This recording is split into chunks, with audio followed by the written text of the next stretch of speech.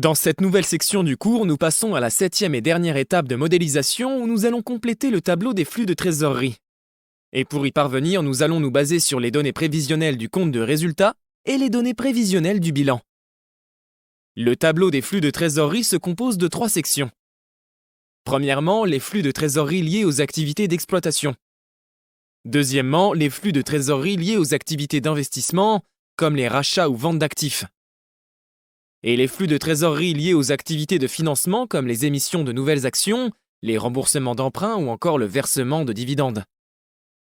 La somme de toutes ces sections nous donne la variation de la trésorerie nette. Dans les leçons suivantes, nous allons examiner chaque section individuellement pour mieux comprendre ses composants. Très bien, nous allons maintenant commencer notre tableau des flux de trésorerie. Alors le bénéfice net, nous pouvons le prendre du compte de résultat. Les dépréciations, ils sont déjà mis en place. On avance et ce qui nous reste à faire en fait, c'est de calculer la variation du BFR, ce qui veut dire la variation de ces 4 comptes. Créances clients, stock, fournisseurs et taxes et impôts à payer.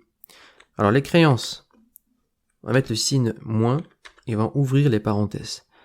On remonte au bilan, on prend les créances de la période actuelle, donc 2020, moins les créances de 2019, la période précédente. On ferme les parenthèses et on valide.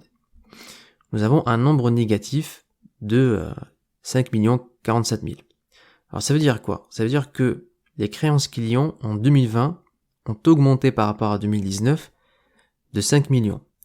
Ça veut dire quoi? Ça veut dire qu'on a de plus en plus de clients qui n'ont pas réglé leurs commandes. Et donc, pourquoi c'est un nombre négatif? Parce que c'est un manque à gagner pour la société. Donc c'est une trésorerie qui est perdue. Voilà. Stock, la même chose, signe négatif, on ouvre les parenthèses et on prend la différence entre le stock de la période actuelle et la période précédente. Également un nombre négatif puisque le stock a augmenté. Donc il y a plus de liquidités qui sont immobilisées dans les stocks. Maintenant pour les fournisseurs, il n'y aura pas de signe négatif puisque la différence entre les dettes fournisseurs de la période actuelle et la période précédente, si c'est un nombre positif, ce qui est le cas ici, ça veut dire que c'est une bonne chose puisque la société ne va pas payer ses fournisseurs, donc elle pourra garder entre-temps cette liquidité, cet excédent de liquidité pour d'autres usages plus urgents. Voilà, ça ne veut pas dire qu'elle va jamais payer ses fournisseurs, c'est juste que les dettes sont rallongées beaucoup plus longtemps que ce qui était en 2019. Les taxes et impôts à payer également, donc c'est la différence entre 2020 et 2019. Donc également, c'est une entrée de trésorerie. Nous allons faire la somme, enfin nous allons emprunter la somme de 2019, puisqu'on l'a déjà calculé. On sélectionne le tout et on remplit à droite le reste des années. Voilà, donc nous avons complété la première partie du tableau des flux de trésorerie. Donc les flux de trésorerie liés aux activités d'exploitation. Ce qu'il nous reste à faire, c'est les flux liés aux activités d'investissement, de financement et la trésorerie de fin d'année qui va plus tard aller dans le bilan, ici. Ok, donc ce qui nous reste pour compléter notre tableau des flux de trésorerie, eh bien, c'est de calculer les flux de trésorerie liés aux activités d'investissement, ceux du financement et la trésorerie de fin d'année. Alors, les flux liés aux activités d'investissement, on n'a pas grand-chose à part les CAPEX qui sont déjà calculés. Donc on va tout simplement lier la formule du sous-total. Mais bien sûr, nous avons simplifié les choses dans cet exercice en mettant que les CAPEX, mais on peut très bien avoir des choses comme des prises de participation dans le capital dans d'autres sociétés ou le rachat total des autres sociétés. On peut aussi avoir des choses comme l'investissement dans un brevet. Voilà, donc pour simplifier cet exercice, nous avons laissé que les CAPEX.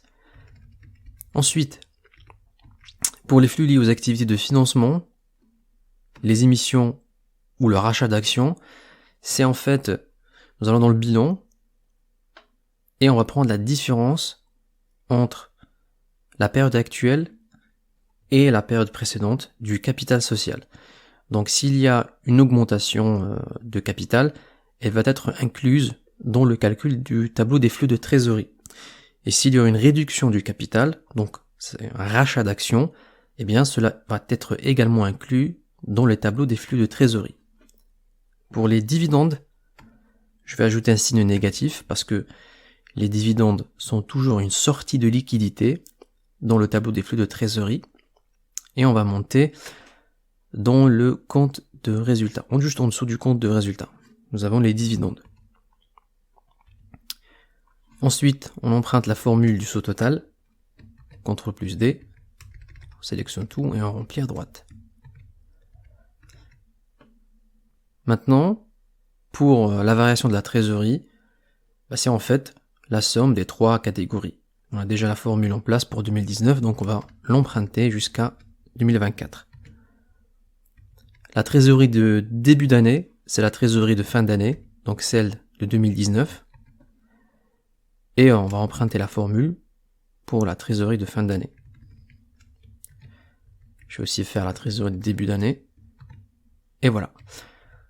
Nous avons donc terminé notre tableau des flux de trésorerie.